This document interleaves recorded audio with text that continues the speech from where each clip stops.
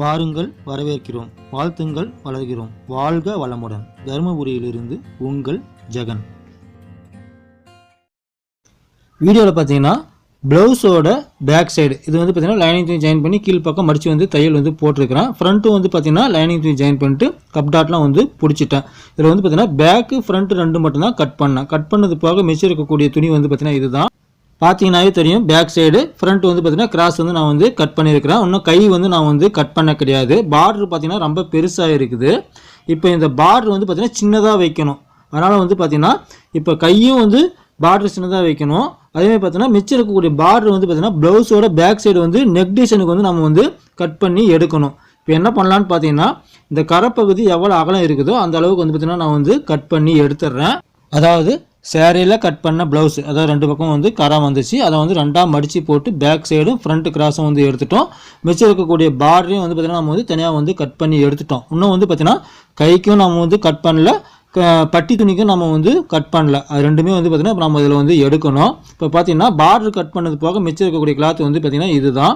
இதில் வந்து பார்த்திங்கன்னா கை வந்து நம்ம வந்து கட் பண்ணணும். எப்படி வந்து கட் பண்ணுறேன்னு பாருங்கள். அந்த சென்டரில் இருக்கக்கூடிய கேப்புக்கு வந்து வச்சுட்டு கீழ்ப்பக்கம் பார்த்தீங்கன்னா ஒரு 2.5 இன்ச்சுக்கு வந்து பார்த்தீங்கன்னா நம்ம கையினுடைய இறக்கம் வந்து பத்தலை. இப்போ கையினுடைய ஒரு பக்கம் கட் பண்ணதை ஜாயின் பண்ணி நம்ம ஒரு பட்டி வச்சுக்கிறோம். அதேமாதிரி பார்த்தீங்கன்னா இன்னொரு பக்கம் இருக்கக்கூடிய எக்ஸ்ட்ரா கிளாத்தை வந்து கட் பண்ணி இதையும் பார்த்து ஜாயின் பண்ணி ஒரு பட்டி ஒன்று வச்சுக்கிறோம். இப்போ பார்த்தீங்கன்னா ப்ளவுஸுக்கு 2 பட்டி நமக்கு வந்து மேல் பட்டி வந்துடுச்சு. இப்போது அந்த ஸ்லீவோட மேல் பக்கம் இருக்கக்கூடிய எக்ஸ்ட்ரா கிளாத்தை வந்து நம்ம வந்து கட் பண்ணி எடுத்துடலாம். இப்போ பார்த்தீங்கன்னா கையினுடைய உயரம் வந்து நமக்கு வந்து பத்தலை. குறைஞ்சது வந்து பார்த்தீங்கன்னா ஒரு 2.5 இன்ச்சுக்கு நமக்கு வந்து பத்தாமல் இருக்குது. இப்போ என்ன பண்ணலான்னு பார்த்தீங்கன்னா இந்த பார்டர், இந்த கீழே இருக்கக்கூடிய பார்டர் மட்டும் பார்த்தீங்கன்னா நல்லா இருக்குது. அந்த பார்டர் மட்டும் நம்ம வந்து கைக்கு வந்து வைக்கணும். எவ்வளோ நமக்கு வந்து கீழ்ப்பக்கம் வேணுமோ அந்த அளவுக்கு வச்சு நம்ம வந்து மார்க் பண்ணிக்கலாம். கீழ்ப்பக்கம் எவ்வளோ நமக்கு தேவையோ அதை விட பார்த்தீங்கன்னா ஒரு 1.5 இன்ச்சு வந்து பார்டர் வந்து மிச்சமாக வந்து கட் பண்ணணும். ரொம்ப கம்மியாகவும் வந்து கட் பண்ணக்கூடாது. அதேமாதிரி பார்த்தீங்கன்னா கையினுடைய அகலம் அதையும் நம்ம வந்து மார்க் பண்ணிக்கலாம். ஏன்னா இதை நம்ம வந்து வேஸ்ட் பண்ணக்கூடாது. நம்ம நெக் டிசைனுக்கு வந்து நம்ம பார்டர் வந்து தனியாக கட் பண்ணி எடுக்கணும். இந்த கீழே இருக்கக்கூடிய அந்த பெரிய பார்டரில் கீழே ஒரு பூ டிசைன் மாதிரி வருது. அதே டிசைன் வந்து மேல் பக்கம் வருது. அது போக அதுக்கு மேலே பார்த்தீங்கன்னா ஒரு 1/2 இன்ச்சு மிச்சமாக விட்டு நான் வந்து கட் பண்ணி எடுத்துக்கிறேன். இப்போ பார்த்தீங்கன்னா ஒரு பக்கம் இருக்கக்கூடிய பார்டருக்கு வந்து பார்த்தீங்கன்னா ஒரு கைக்கு வந்து கட் பண்ணி எடுத்துட்டோம். அதே அளவுக்கு இன்னொரு பக்கம் இருக்கக்கூடிய பார்டர்லையும் நம்ம வந்து பார்த்தீங்கன்னா அதே அளவுக்கு கச்சிதமாக நம்ம வந்து கட் பண்ணி எடுக்கணும். அப்படி எடுத்துனா மட்டும்தான் நமக்கு வந்து பார்த்தீங்கன்னா ப்ளவுஸோட பேக் சைடு நெக்குக்கு வந்து பார்த்தீங்கன்னா நமக்கு வந்து அந்த டிசைனுக்கு இந்த பார்டர் வந்து நமக்கு யூஸ் ஆகும்.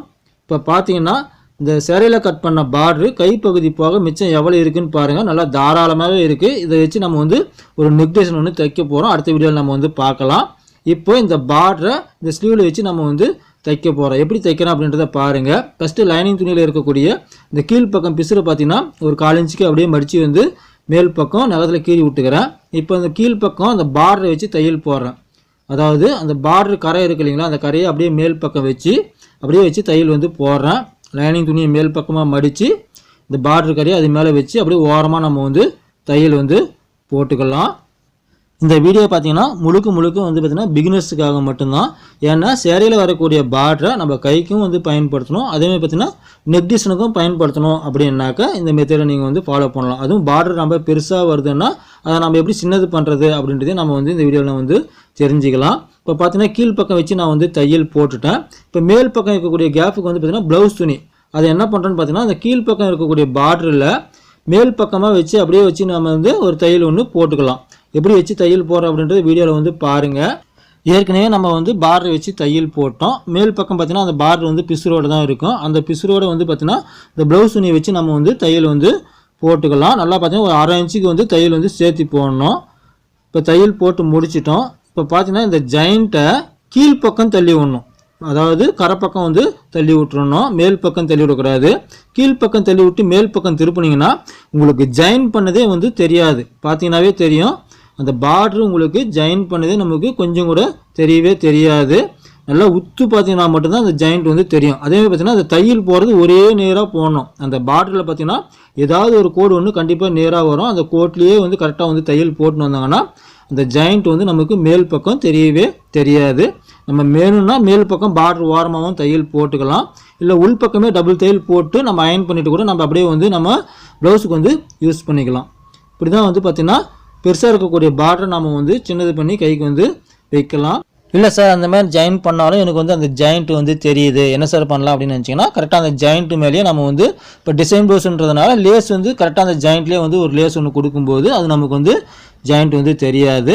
இப்போ பார்த்தீங்கன்னா உள் பக்கமாக திருப்பி அந்த லைனிங் துணி ஓரமாக நம்ம வந்து தையல் போட்டு எக்ஸ்ட்ரா இருக்கக்கூடிய கிளாத் எல்லாமே வந்து பார்த்திங்கன்னா நம்ம வந்து கட் பண்ணி எடுக்கும்போது இந்த ஸ்லீவ் வந்து பார்த்திங்கன்னா நமக்கு வந்து ரெடி ஆகிடும்.